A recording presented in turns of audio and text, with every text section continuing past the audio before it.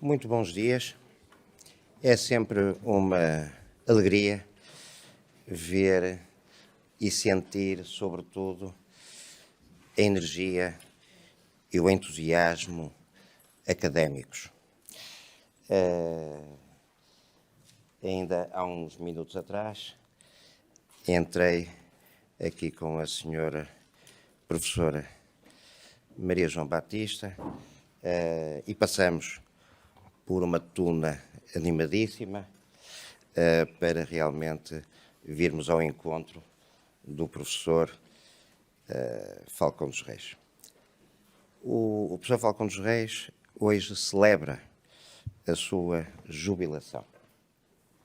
E celebra a sua jubilação com um evento que é um evento fundamentalmente académico, porque está a celebrar a sua última lição.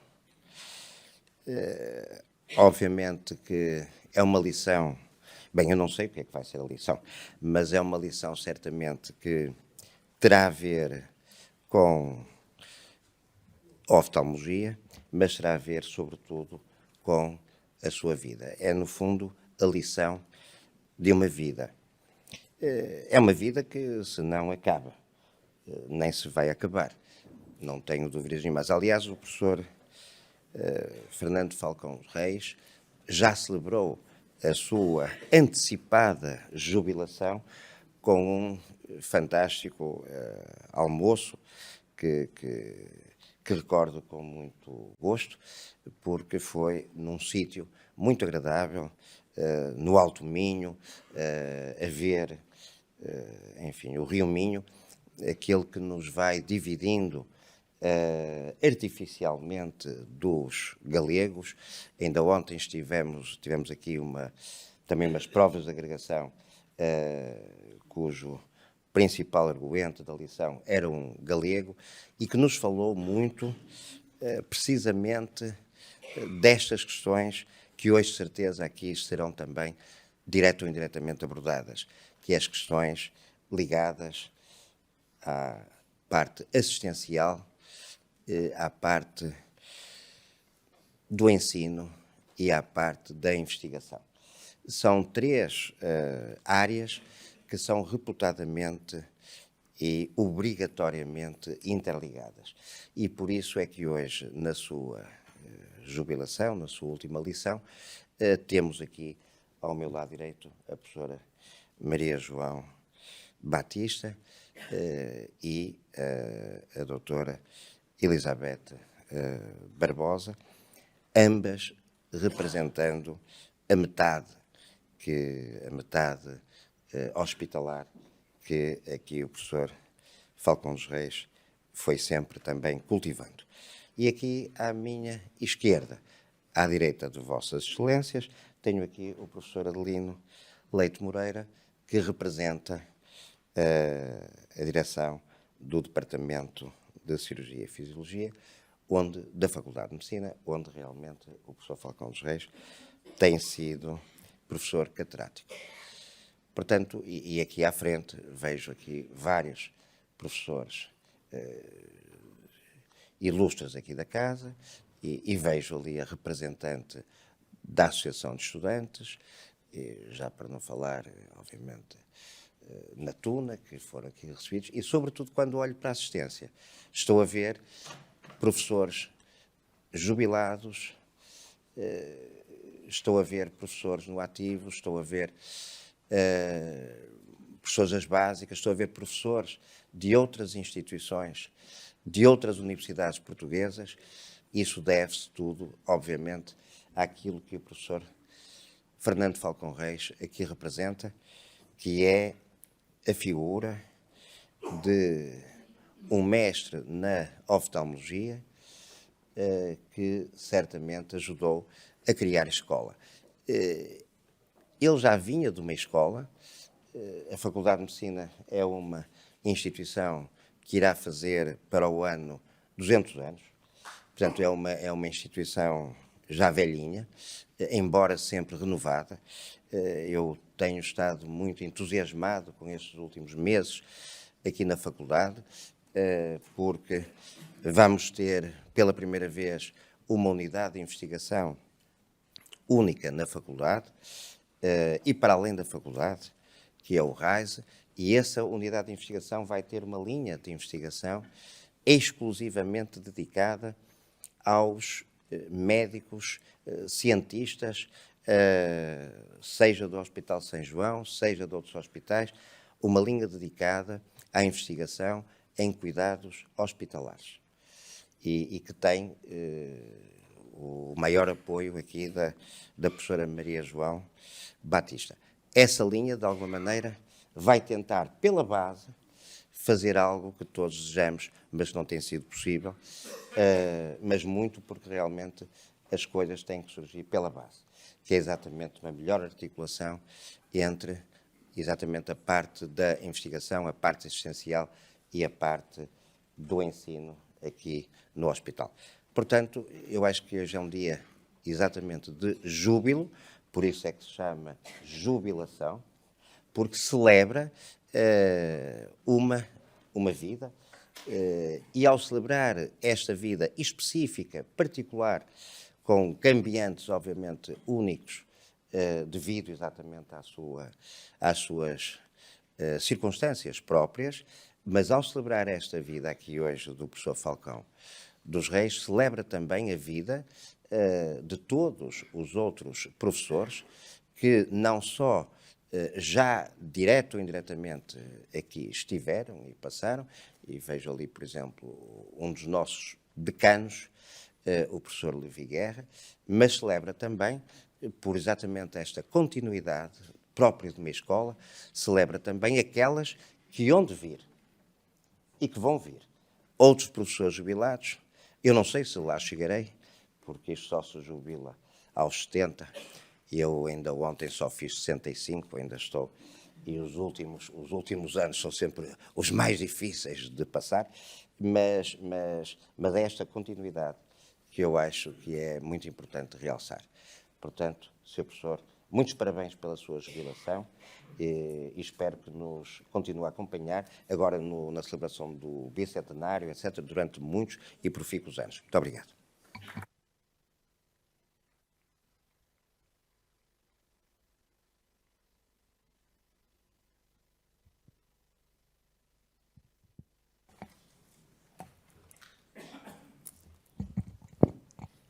Muito bom dia a todos. Se o professor Falcão me permitisse, eu ia quebrar aqui um protocolo e dar os parabéns ao professor Altamiro, que eu não fazia ideia que tinha feito anos ontem.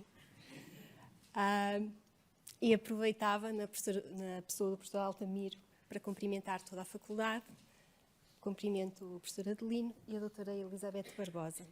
E como é evidente, e porque estamos aqui pelo professor Falcão Reis, cumprimento muito particularmente, com grande júbilo, como diz o professor Altamiro, o professor Falcão Reis, e tudo aquilo que nos tem dado. Na verdade, é para mim uma honra ter espaço neste momento para poder intervir neste momento que é tão relevante da vida do hospital e da vida da faculdade. Prestar homenagem ao professor Falcão Reis, em meu nome pessoal, em nome do Conselho de Administração atual, dos vários Conselhos de Administração anteriores que tiveram o privilégio de privar de perto e de trabalhar com o professor Falcão Reis, mas também em nome de todos os profissionais e utentes desta casa, que foram direta ou indiretamente tocados pela ação do Sr. Professor Falcão Reis, é para mim um motivo de enorme orgulho e, confesso, de responsabilidade. O professor Falcão, na instituição, primou sempre pelas suas características de liderança, pela sua vontade de atingir a excelência, pela sua visão inovadora e pela sua capacidade de implementar projetos pioneiros planeados para terem reflexo não só no imediato, mas planeados para terem reflexo a longo prazo. E isto é ser visionário, isto é ser um líder. Há 24 anos atrás, o professor Falcão Reis, numa visão disruptiva do que era a prática instalada, encerrou os passos do seu internamento do seu serviço, decidiu criar novas áreas de ambulatório, de consultas para a realização de exames, e, em simultâneo, iniciar um programa de ambulatorização de cirurgias de atos médicos. Isto foi implementado e teve um crescimento que tem sido um crescimento sustentado. Esta estratégia revolucionou por completo a capacidade de resposta hospitalar na área, melhorou o acesso, melhorou a qualidade dos cuidados prestados e otimizou a segurança de doentes e profissionais. Esta visão, que se tem refletido cada vez mais nas boas práticas internacionais, tem levado a que o número de cirurgias em ambulatório se mantenha sempre em crescimento. Eu posso dar como exemplo o ano de 2023, em que nós, neste hospital, fizemos perto de 20 mil cirurgias em ambulatório pelo Serviço de Oftalmologia, quando em 2008 tínhamos feito 6.500.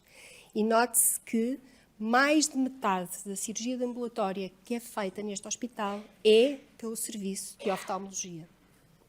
Isto é claramente um marco. Esta permanente procura de rigor, de qualidade, de inovação, são a marca do professor Falcão. Muito recentemente, foi possível concretizar a aquisição de equipamento para cirurgia refrativa, que era anseio e necessidade reiteradamente apresentada pelo professor Falcão e que, mais uma vez, se demonstrou que a sua capacidade de preparar o futuro é garante de qualidade dos cuidados que o serviço presta. Como líder nato, atraiu ao serviço e ao hospital os melhores.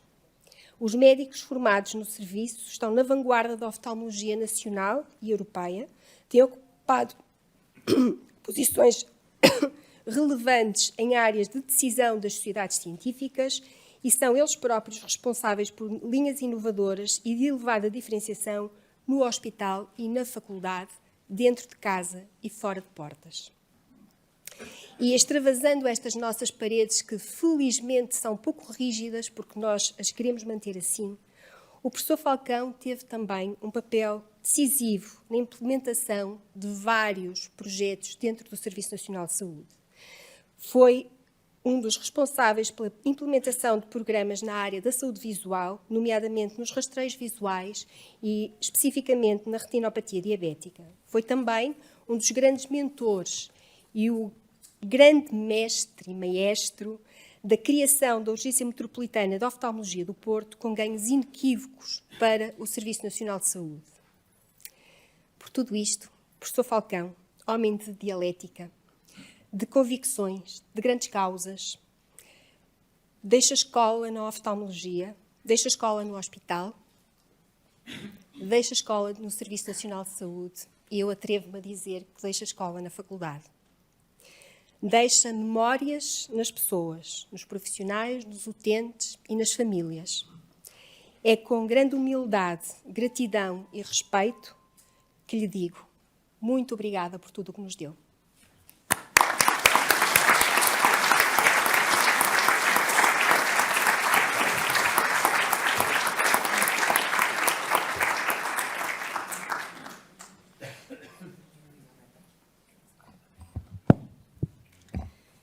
Permitam-me que comece por cumprimentar o Sr. Diretor da Faculdade de Medicina da Universidade do Porto e, na sua pessoa, toda a Faculdade de Medicina, a Sra. Presidente do Conselho de Administração da ULS de São João e, na sua pessoa, toda a instituição do São João.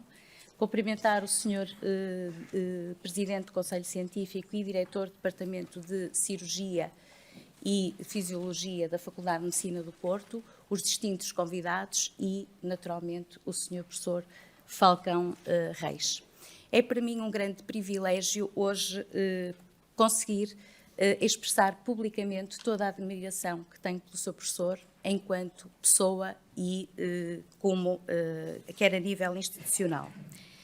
Vem sendo cada vez mais difícil encontrar pessoas com personalidade, sentido de ética e trato humanitário que reúnam na comunidade hospitalar e fora dela um sentido de tão grande respeito e profundo reconhecimento pela excelência do percurso realizado que marcou gerações e de toda uma dedicação de uma vida ao ensino e à saúde. O que acabo de dizer tem eco nesta sala, repleta de pessoas que, pelos mais variados motivos, não deixaram de estar presente nesta cerimónia, cheia de significado académico, hospitalar, pessoal e familiar. A reconhecida reputação que este hospital tem na sociedade civil deve-se às pessoas que, como o Sr. Professor, que se impõem de forma natural e serenamente na condução de um serviço com elevada importância e estratégica para o Serviço Nacional de Saúde. O Serviço de Oftalmologia é hoje reconhecidamente aceito como um serviço mais prestigiado e relevante a nível do país. Fê-lo sem angústia, sem pensar, mas antes com um elevado sentido de responsabilidade no propósito de deixar um serviço com uma visão de futuro, assente numa resiliente estrutura humana, técnica e de investigação, voltada para uma área digital que será um futuro próximo. Dirigir não é decidir, mas, essencialmente, conduzir equipas, motivá-las, reconhecer nelas competências e estar aberto a mudanças. Foi essa visão que o Sr. Professor disseminou pelo serviço ao longo dos 40 anos em que trabalhou, investigou, ensinou nesta casa, que será sempre a sua, mas também porque nos habituou a uma cultura de rigor, de objetividade e, sobretudo, de pragmatismo na resolução dos assuntos enquanto diretor, fazendo que a sua opinião fosse sempre escutada com superior atenção e interesse. A solução dos problemas, ou pelo menos a sua tentativa, foi sempre o seu apanágio enquanto dirigente do São João, nunca se furtando ao diálogo, mesmo quando os temas eram incómodos. E nos casos em que havia divergência de opinião, sempre procurou olhar para aquilo que aproximava as posições do que propriamente aquilo que as afastava. O legado que deixa no serviço, sobretudo na nova geração de médicos e doutorados que hoje aqui trabalham, nas condições hoteleiras, no renovado apetrechamento tecnológico disponível, nas vastas publicações científicas publicadas ano após ano, nos eventos científicos promovidos, são seguramente o reconhecimento máximo que as pessoas passam pelos lugares, é certo, mas que a obra fica e esta terá sempre o seu cunho no serviço que o tempo não apagará. Sabemos que não existem pessoas insubstituíveis, mas existem pessoas que são de difícil substituição e que uma delas é indiscutivelmente o Sr. Professor. Finalmente, mas não menos importante, tem o Sr. Professor o mais importante na vida de qualquer um de nós. Refiro-me à sua família, naturalmente, que tenho o privilégio de conhecer, uma família coesa e alegre e que será seguramente o seu porto de abrigo para todos os momentos que se seguirão. Bem-haja por tudo o que fez para enobrecer esta instituição como homem, como distinto médico e reconhecido académico através do seu superior exemplo. Muito obrigada.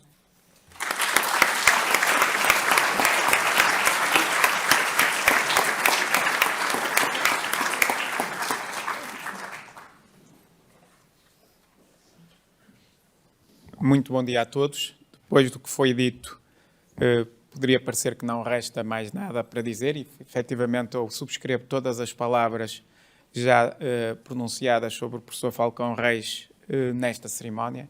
É para mim, efetivamente, uma honra perante uma audiência tão vasta, com pessoas do hospital, da faculdade, amigos, família, poder ter a oportunidade de dizer umas palavras sobre o professor Falcão Reis. Não queria, contudo, deixar de cumprimentar o professor Altamiro Costa Pereira, a professora Maria João Batista, a doutora Elizabeth Barbosa, que efetivamente já nos deram aqui um testemunho muito importante sobre o que foi efetivamente a vida e obra do professor Falcão Reis. Estamos aqui efetivamente para lhe prestar homenagem, mas eu não posso dizer que é muito simbólico nesta questão a capacidade de unir nesta mesma sala as pessoas que no dia-a-dia andam nas suas correrias, mas que no momento da verdade são capazes de estar aqui juntas e se unirem numa homenagem tão sentida sobre, efetivamente, uma pessoa que foi uma personalidade de muito relevo, quer na sua vida hospitalar, quer na sua vida académica. Sobre a vida hospitalar, já foram tecidas mais comentários. Eu ia-me centrar um pouco mais sobre a parte académica e a atividade académica do professor Falcão Reis, com quem tive oportunidade de privar durante várias décadas. O professor Falcão Reis foi efetivamente um impulsionador de uma escola notável. É possível apreciar, no fundo, o número de doutorados que ele conseguiu orientar e colocar a produzir e fazerem teses de doutoramento de elevadíssima qualidade. De alguma forma, a promoção que conseguiu fazer no ensino, impondo-se como um verdadeiro professor, um académico, um mestre, na verdadeira acessão da palavra, não só limitando ao ensino pré-graduado, mas também com múltiplas iniciativas no ensino pós-graduado, com a capacidade de, vale o que vale a bibliometria, de impulsionar a produção científica do serviço. E eu disse, pude ser testemunha, porque o professor Falcão Reis, durante muitos anos, embora a unidade, a que pertencia, que é a unidade de investigação cardiovascular, como o professor Altamiro disse, vai agora abraçar um novo desafio, com uma unidade única, no fundo, símbolo desta união, que também aqui se manifesta nesta sala, a união de esforços da faculdade, do hospital, em que estas instituições, como líderes, sendo capazes de agregar em seu torno outras instituições, outras universidades, para efetivamente promover uma investigação que se quer de mais qualidade e com um impacto efetivamente clínico. Nós muitas vezes temos investigação intitulada como clínica, que efetivamente não promove verdadeiramente a investigação clínica. Esta unidade impõe-se como tal. E é nessa área da investigação transrelacional e clínica que o professor Falcão Reis efetivamente deu um grande impulso e era um contribuidor ativo desta unidade, com uma linha de investigação própria e com frutos seguramente bem demonstráveis e que ajudaram a contribuir para a excelência que muito nos honrava nesta unidade. O professor Falcão Reis, digamos, nós estamos aqui, efetivamente, no fundo estamos aqui para ouvir, é uma homenagem, não queria muito alongar, mas não queria deixar de lhe dizer que as estruturas e as instituições aprendam a aproveitar no máximo a mais-valia que é pessoas que com este historial de escola, de dinamização, podem continuar a trazer e, portanto, era isso que eu lhe dizia, professor Falcão Reis, da parte do Departamento de Cirurgia e Fisiologia que eu aqui represento, será sempre bem-vindo, contamos consigo e com a sua ajuda e com os seus conselhos. Bem-haja, felicidades para esta nova fase da sua vida.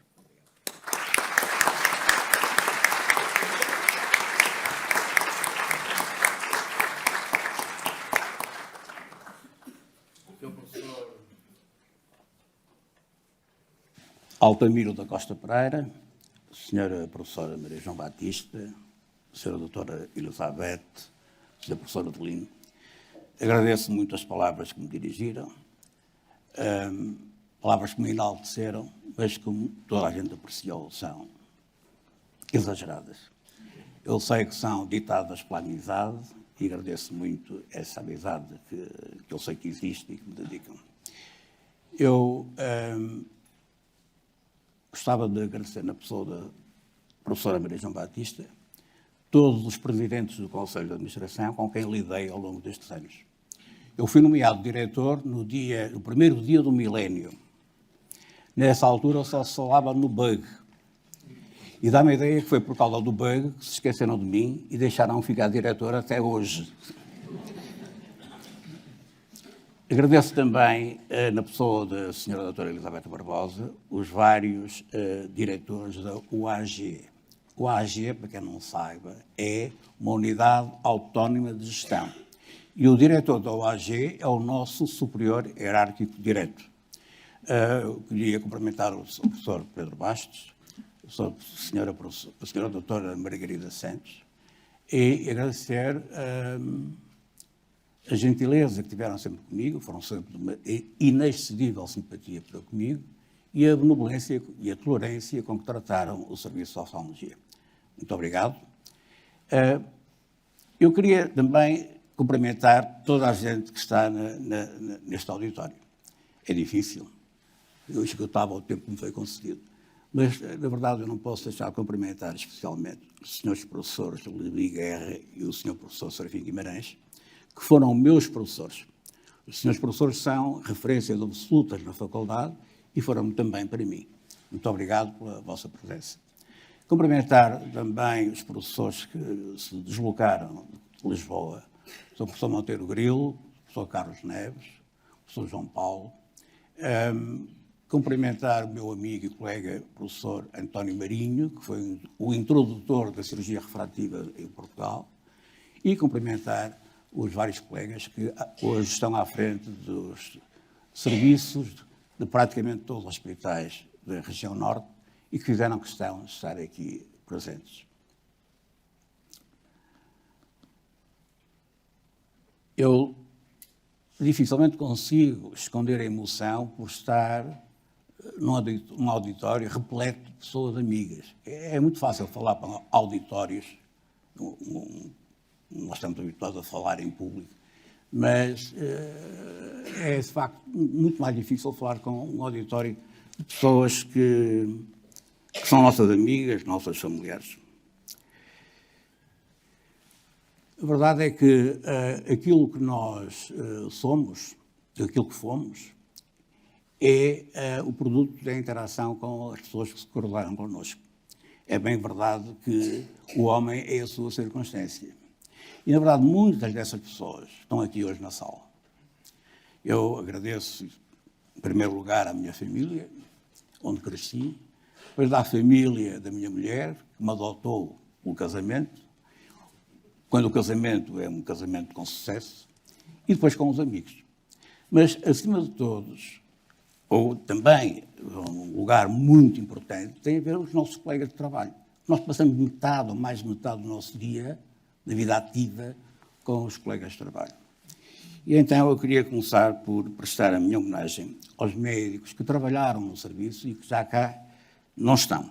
Alguns falecidos, que eu recordo com muita saudade, a maior parte, felizmente, vivos, muitos deles ainda aqui nesta sala.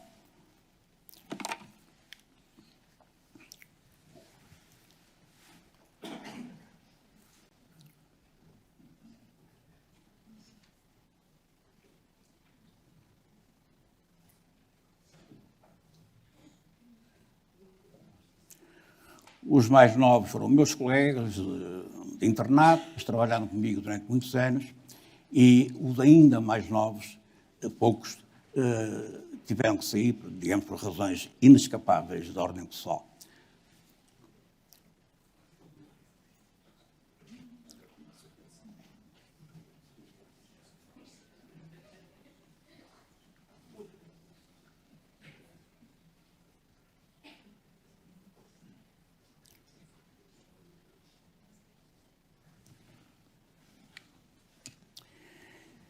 Prestar homenagem também aos médicos que fazem parte do quadro atual. Nós somos 42 médicos, o que nos torna maior, ou dos maiores serviços do país. Eles são os internos que se formaram desde que eu tomei posse como regente. Os da coluna da direita ainda estão em formação.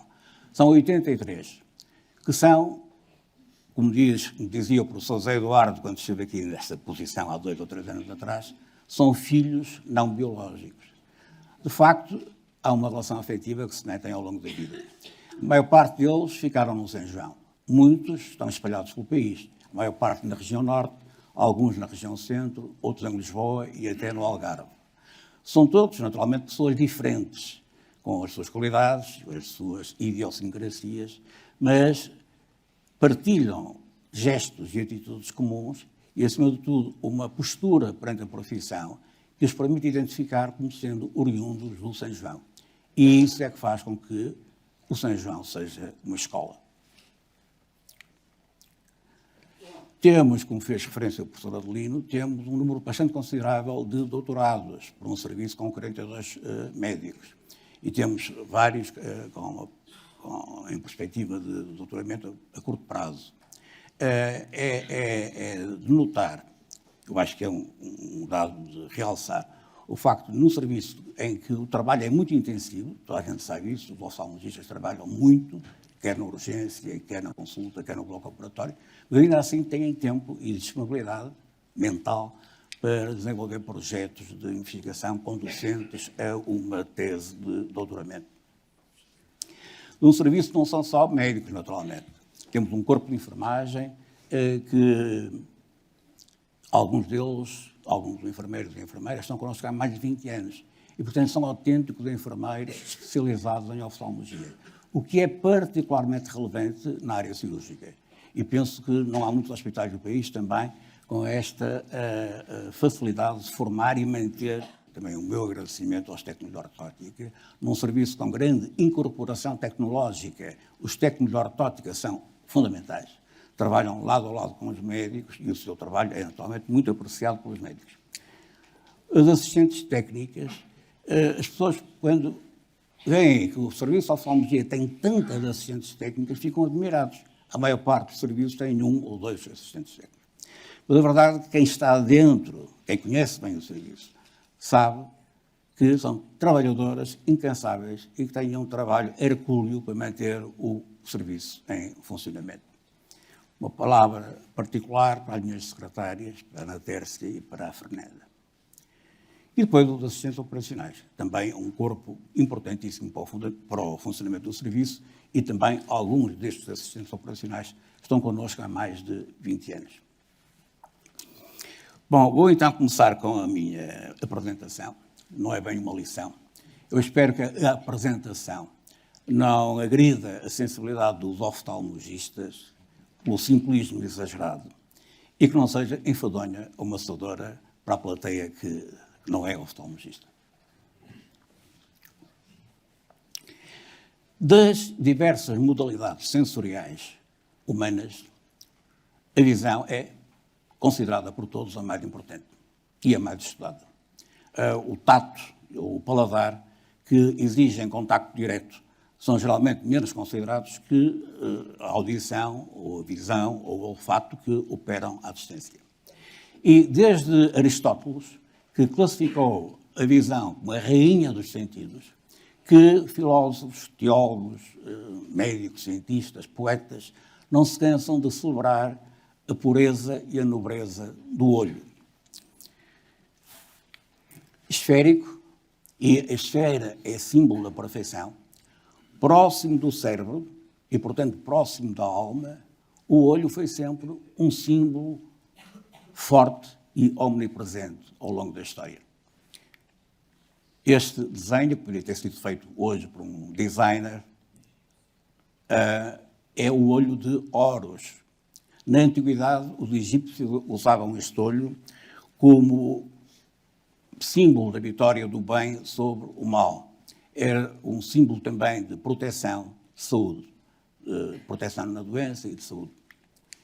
Este símbolo, ainda hoje usado no Oriente, especialmente pelos muçulmanos e pelos judeus, deve ser a única coisa que judeus e muçulmanos partilham, tem um olho aqui na palma da mão. É também usado como um símbolo para afastar o medo ou a doença. E o meu preferido, os olhos de Buda. São olhos de uma beleza indescritível, olhos enigmáticos, olhos que transmitem serenidade. São olhos que estão ali para testemunhar, para criar sintonia sem julgamentos. E criar sintonia é o primeiro passo para a transformação espiritual, substituindo o material pelo espiritual. São olhos que tudo sabem, tudo veem e nada dizem. Acredita-se que meditar sobre os olhos de Buda torna a pessoa abençoada. Muito bem. Na civilização ocidental também se usa o olho, chamado olho de providência, que tem sido desenhado dentro de um triângulo com raios a irradiar. Está muito presente na religião cristã, mas também fora da religião. A tábua dos direitos humanos e do cidadão da Revolução Francesa é encimada por um olho providência, ali em cima. E há um exemplo que todos conhecem do dia-a-dia, que é a nota do dólar. A nota do dólar tem, em cima da pirâmide, digamos, recortada, um olho providência, que faz parte, como sabem, do verso do selo dos Estados Unidos. Muito bem, para além do símbolo forte e omnipresente que está presente ao longo da história, o olhar também tem sido apontado, denunciado, amaldiçoado ou glorificado ao longo dos tempos. E a mitologia grega é pródiga em mitos que mostram o poder do olhar. O mito de Orfeu e Eurídice. Orfeu foi o primeiro poeta. Ele sabia que não podia olhar para trás, mas um dia não resistiu à tentação de olhar para a sua amada Eurídice, e com esse olhar, Eurídice morreu. O mito da psique e de Eros, ou da alma e do amor, em que a psique sabia que não podia olhar diretamente para o amor. Mas um dia, no calor da paixão, iluminou com o seu olhar Eros, e Eros, queimado pela paixão do amor da psique, desapareceu. Esta é a Medusa, um monstro que tinha serpentes em vez de cabelo. E tinha um olhar viperino que era capaz de tornar em pedra os seus inimigos. E este é Argos, o primeiro vigilante que os deuses agraciaram com dezenas de olhos. Ele podia dormir com alguns olhos, enquanto os outros se mantinham despertos. Morreu assassinado pelo marido da mulher que prometera guardar.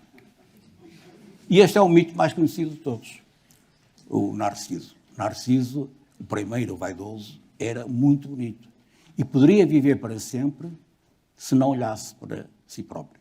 Só que um dia, ao matar a sede, Narciso olhou-se, viu a sua cara na ondulação da água. Ficou de tal maneira apaixonado que morreu afogado. Ora, para além da mitologia, todos nós temos presente que o olhar assume um papel de sinal social. Por exemplo, nos animais, o olhar fixo, recíproco, é um sinal de ameaça. E a submissão é acompanhada por quebra, por ruptura do contacto visual. No homem, o olhar fixo também pode ser um sinal de ameaça, mas geralmente é vivido como uma incursão à intimidade do outro, como acontece na sedução ou no amor. Então, até à Idade Média, aquilo que prevalecia era a noção de que os olhos irradiavam raios luminosos. É a crença de hoje ainda, do mal olhado. Os olhos conseguem emitir raios luminosos que atuam maleficamente sobre os outros. E esta noção aplicava-se também à própria visão. O que tornava possível a visão eram os raios que eram emitidos pelo olho. E só no século XIII é que um cientista árabe mostrou o efeito da câmara escura. E, a partir daqui, passou-se a considerar o olho não como um emissor de luz, mas como um receptor de luz. E isto permitiu que, algum tempo mais tarde, já pelo século XVI, século XVII, que a luz e a visão fossem consideradas coisas diferentes. E então o fenómeno visual foi, digamos, dividido em 3 níveis. O primeiro, que é o trajeto da luz até à retina, aquilo que nós chamamos de refração. Depois, o processamento da imagem pela retina e depois a exportação para o córtex, que constrói a imagem, aquilo que nós chamamos de percepção.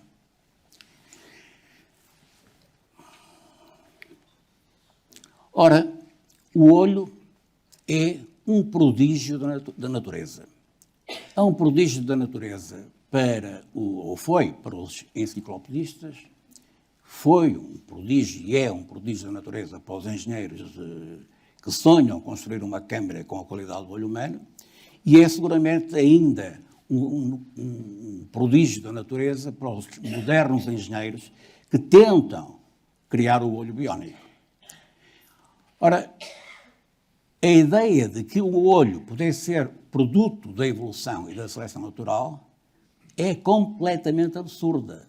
Quem escreveu isto foi Darwin, no seu Tratado das Espécies, da origem das espécies.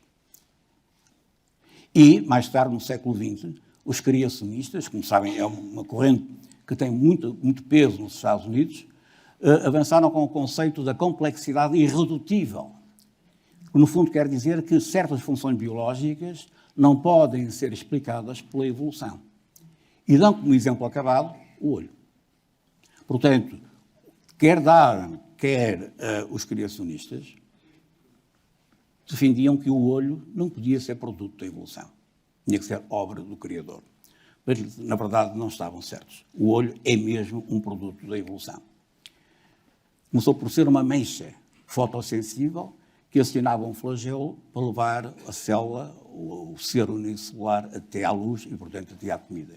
E depois essa mancha invaginou-se, de maneira a formar um semicírculo, o que permitiu saber a orientação da luz e, portanto, dar maior segurança contra os predadores. E depois, mais tarde, formou um globo com um orifício à frente, que é o que acontece no Nautilus, que é um fóssil vivo, que ainda vive no mar do Pacífico, mas que mantém-se inalterado desde o tempo do Paleozoico. Portanto, o olho é, de facto, sem a menor dúvida, um produto da evolução. Ora, então, a primeira condição para nós podermos ver é a imagem do objeto cair na retina. Quando tal não acontece, nós usamos lentes. A lente transporta a imagem para trás e para a frente até cair no plano da retina. Ora, os óculos foram introduzidos na Europa por volta do século XII, por Marco Polo. Na China, pelo visto, já existia há bastante tempo. E, até lá, o míope não via nada ao longe. Eu lembro que um míope com uma miopia moderada, o mundo colapsa a 1 metro, ou a meio metro. Não há mundo para além de 1 metro. E, portanto, era uma situação altamente incapacitante. O míope, porém, tinha uma grande vantagem. Era o único que conseguia ler após os 40 e tal anos, à altura em que sobrevém uma patologia, que é a presbiopia ou vista cansada. E, portanto, era o único que conseguia manter uma atividade de leitura até ao fim da vida. E é por isso que ainda hoje a população associa o míope ao intelectual. E, por outro lado, não dava para a guerra, porque só via o inimigo quando o inimigo estava em cima dele. Ora, como é que a oftalmologia moderna lida com isto? Nós, oftalmologia moderna, desenvolvemos técnicas que permitem estudar a superfície ocular e detectar com exatidão a causa das aberrações, ou seja, as razões pela qual a imagem não cai na retina. Entre eles está um invento com origem nesta casa, que é o chamado disco plácido. Eu aqui quero fazer uma homenagem ao professor Plácido da Costa. Plácido da Costa era professor de Fisiologia da nossa faculdade e foi o introdutor do ensino da oftalmologia na nossa faculdade. O invento de Plácido da Costa é um invento muito simples, mas absolutamente genial. E faz parte hoje destes exames que os doentes candidatos à cirurgia refrativa têm que fazer. Então, detectada a causa do erro refrativo, que é como quem diz porque é que o doente não vê em condições, então nós podemos atuar. E, hoje em dia, usa-se cada vez com mais frequência uma técnica chamada LASIK. Consiste basicamente em fazer um corte da parte superficial da córnea, isto para afastar a parte sensitiva da córnea, levantando uma tampa. Antigamente isto era feito com uma faca mecânica, hoje é feito com laser, e depois com outro laser nós damos uma nova curvatura à córnea. E é esta nova curvatura que permite que o doente passe a ver sem óculos. A recuperação geralmente é imediata ou muito rápida e o doente fica então com a sua imagem focada convenientemente no plano da retina. Nós não temos ainda uma solução tão rápida e eficaz para a vista cansada. Cícero, o tribuno de Roma, quando deixou de ler, comprava escravos apenas para ler. Nós não podemos comprar escravos porque um olhar humanista iluminou as sociedades civilizadas e erradicou a escravatura. Então temos que comprar óculos para perto. Ora, ter a imagem no plano da retina é indispensável, mas pode não ser suficiente para garantir uma boa visão. Se houver uma opacidade dos meios que deixaram de ser transparentes. O exemplo mais frequente é a catarata. O que vem aqui é uma pupila de uma pessoa normal e a pupila de uma pessoa com catarata. E toda a gente pode apreciar a diferença. De facto, o diagnóstico de uma catarata, numa fase avançada, é feito pela simples inspeção. Eu, quando dava aulas e queria que os alunos não se esquecessem que o diagnóstico de catarata pode ser feito apenas olhando para o doente, costumava dizer: uma pupila negra traduz uma alma carregada de pecado, enquanto que a pupila branca traduz que o doente está a caminho do céu. Ora, a cirurgia da catarata é uma cirurgia muito antiga. Há relatos de cirurgia de catarata na China muito antes de Cristo. Ora, sendo na China, como é que faziam? Com um pauzinho. Furavam o olho e empurravam a catarata para trás. A catarata caía no vítreo e, se o doente não ficasse cego pelas complicações, libertava a pupila e o doente readquiria alguma visão. Como é que a oftalmologia moderna lida com a catarata? Com uma técnica chamada facoemulsificação, que por alguma razão ficou conhecida na população como cirurgia por laser. Na verdade, não é laser, é energia ultrassónica que fornece energia mecânica para fraturar o cristalino. Esta técnica foi desenvolvida por um médico inglês em 1967 e passou a ser usada em Portugal em meados da década de 80 e hoje é praticada praticamente em todo o lado. É uma cirurgia que se tornou popular porque não só retiramos a catarata, com o benefício do aumento, ou restauração completa da transparência, mas metemos uma lente intraocular. E essa lente intraocular corrige o erro refrativo. Portanto, o doente vê-se livre da catarata e, geralmente, também se vê livre dos seus óculos.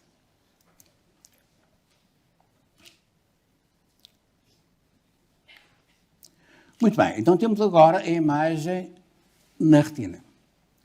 E a luz que transporta a imagem tem que atravessar a retina toda até chegar às células que são fotossensitivas, o que parece ser um paradoxo.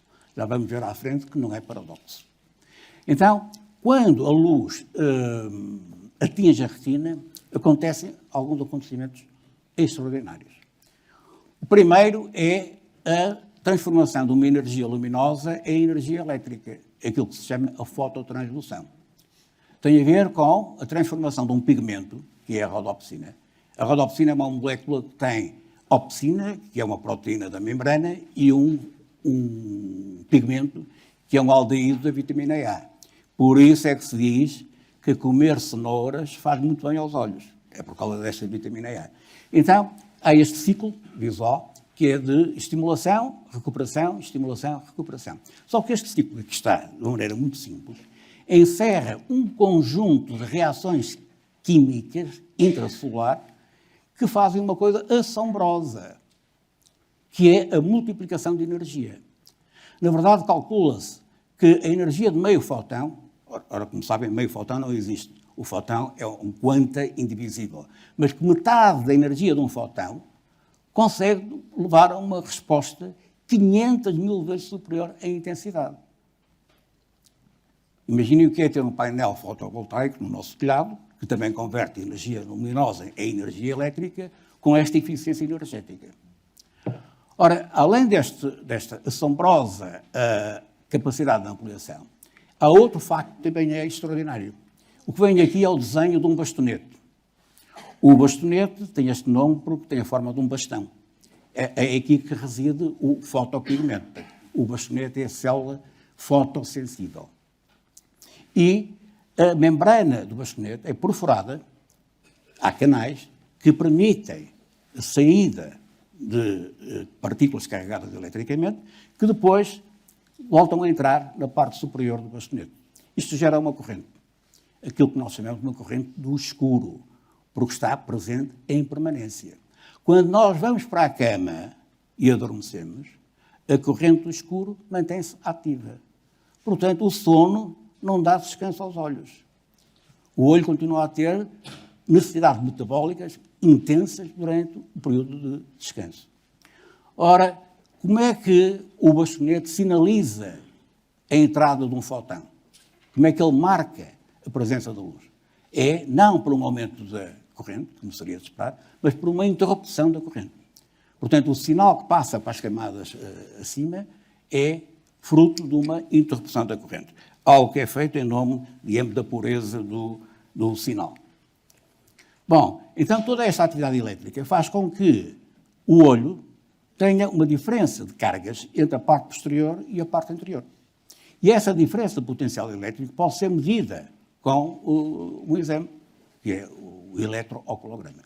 E eu aqui quero prestar homenagem ao professor Geoffrey Arden, que foi o primeiro que tirou aproveitamento clínico desta diferença de potencial entre a parte da frente e a parte de trás do olho.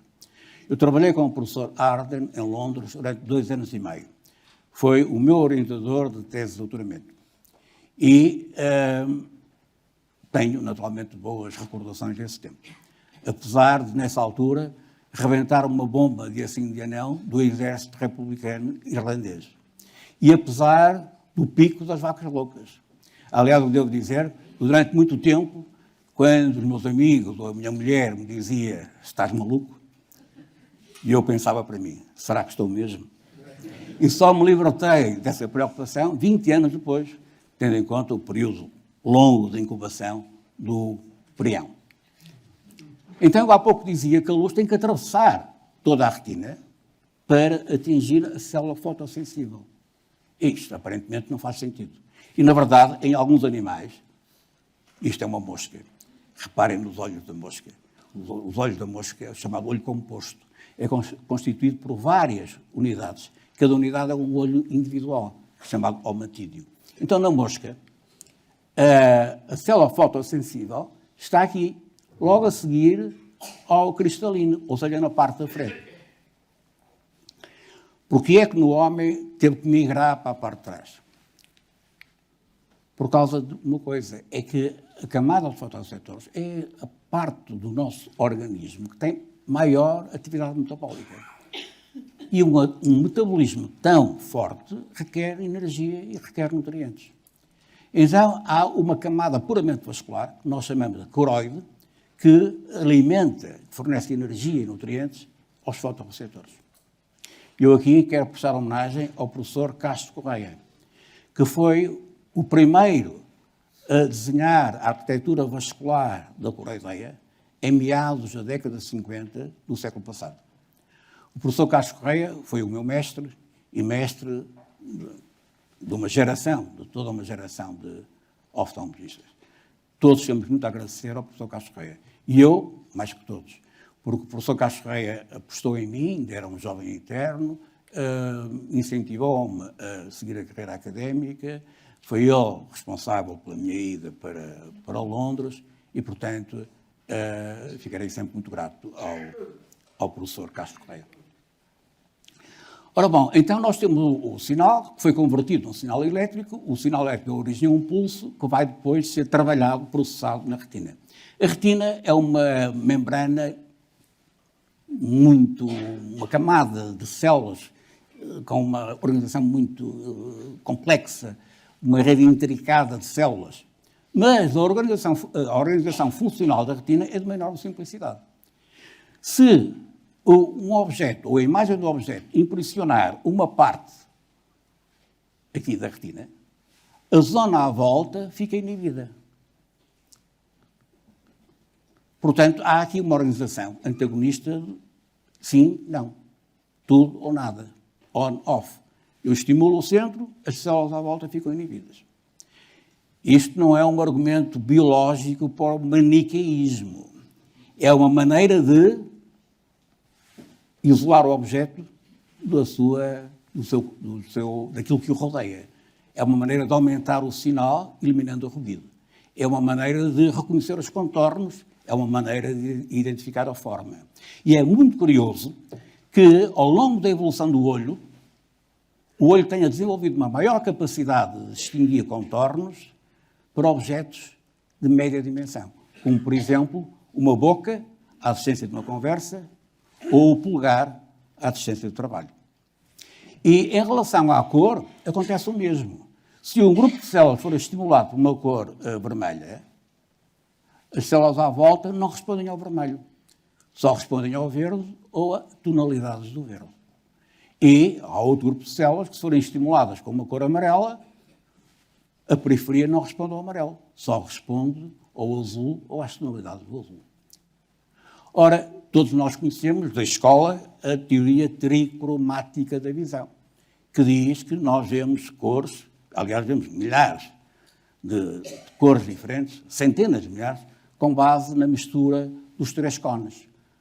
Cada pigmento tem uma sensibilidade própria e é a mistura desses cones que nos permite ver a cor. E é verdade. Só que isso é a primeira etapa do processamento da cor. Na verdade, o output, a saída dos 3 cones, é misturada por adição ou por subtração e é depois organizada em canais.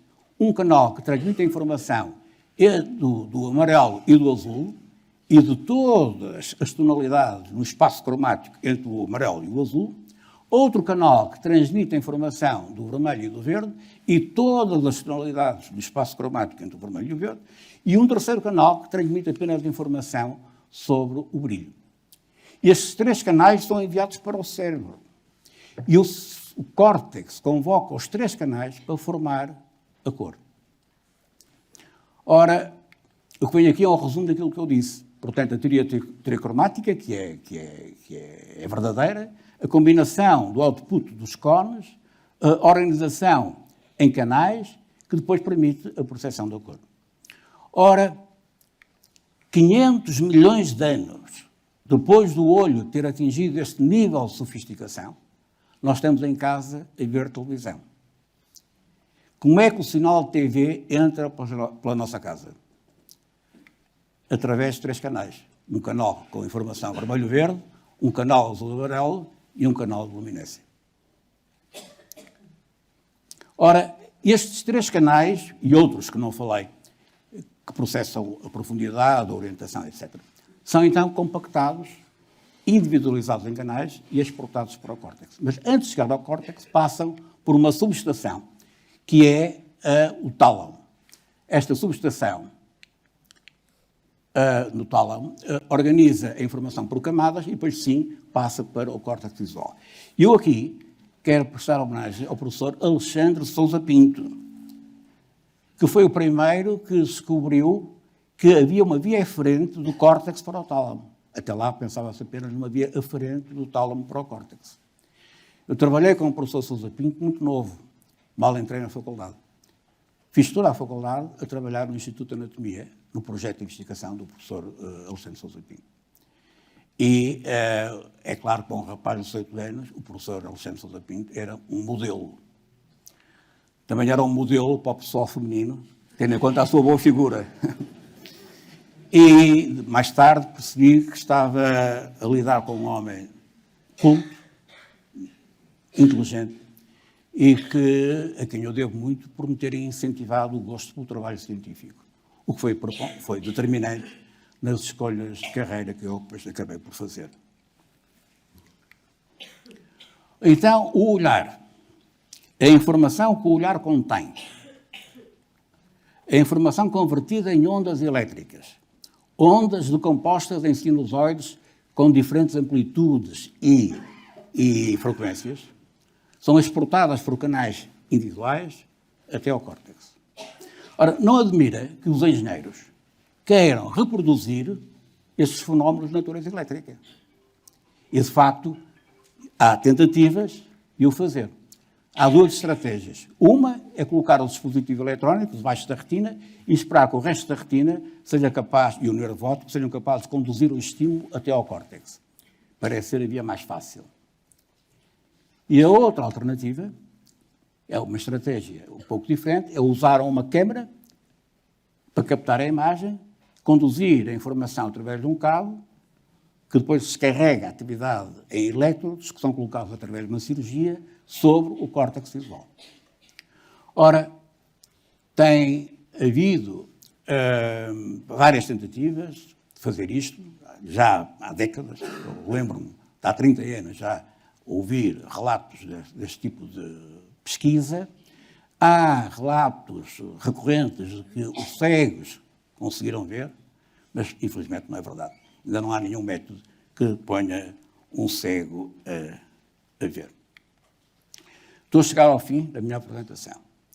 E se não há dúvida que o olho é um produto da evolução e da seleção natural, e que o olho biónico será o produto da inteligência do homem, o olhar é obra de Deus. E por isso eu quero lançar um olhar de amor para a minha mulher, que me acompanha desde os 16 anos e que é responsável por aquilo que eu sou, ou pelo menos pela parte boa daquilo que eu sou.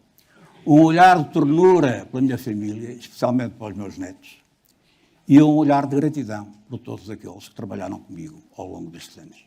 Muito obrigado.